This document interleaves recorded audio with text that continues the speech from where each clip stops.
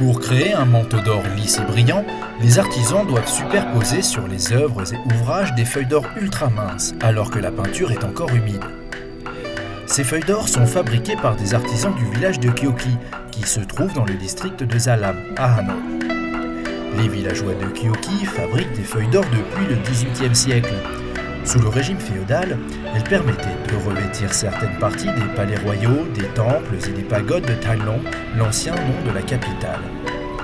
Elles servent à l'heure actuelle à décorer des constructions architecturales telles que l'Opéra de Hanoï, le Temple de la littérature ou la Cité royale de Hue au centre. Le bruit des marteaux frappant les enclumes des quelques 120 ateliers produisant des feuilles d'or, d'argent et de zinc résonne dans le petit village. Leurs produits, d'une finesse remarquable, sont expédiés dans les 4 coins du pays. Les feuilles d'or sont consommées principalement sur le marché intérieur. Les artisans les utilisent pour décorer de nombreuses architectures culturelles majeures à travers le Vietnam, à commencer par le temple de la littérature et le temple des rois Hung au nord, et le temple de la déesse régionale dans la province d'An Giang et la pagode au pilier unique à Ho Chi Minh Ville. Nos produits sont même visibles dans l'archipel de Trường Sa, les Spratly du Vietnam. Lê Văn Vong est un des 2 premiers artisans reconnus comme tels du village de Kyoki. Malgré ses 70 ans, il reste un ambassadeur indéfectible de cet artisanat si particulier. Dans les années 70, quand j'étais jeune, mon travail n'avait aucun rapport avec l'artisanat traditionnel. En 1991, je suis rentré chez moi. Comme ma famille fabrique des feuilles d'or depuis des générations, j'ai rapidement maîtrisé l'artisanat. La fabrication des feuilles d'or est un travail sophistiqué qui nécessite des compétences et une patience considérable car les artisans doivent suivre 8 étapes majeures.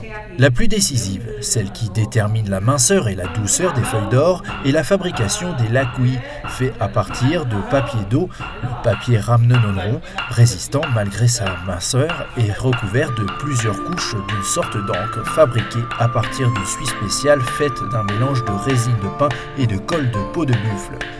Grâce à sa texture dure et à sa surface lisse, le lakuizang empêche les feuilles d'or de se déchirer lorsqu'elles sont frappées par un grand marteau. Les lakuis aident à laminer et à plier les feuilles d'or. Ils sont peints avec une forme spéciale d'encre à base de suie de résine de pin et de colle de peau de buffle.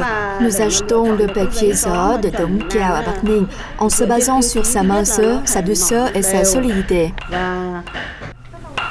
Après avoir préparé les lakuis, une tablette d'or sera martelée des heures et des heures pour qu'elle devienne une mince bande d'une largeur d'1 centimètre.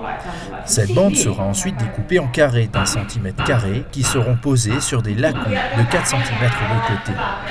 Un artisan qualifié peut amincir un chivang, un dixième de taille d'or, soit 3,78 grammes d'or, en une grande feuille d'or de 2 mètres de long.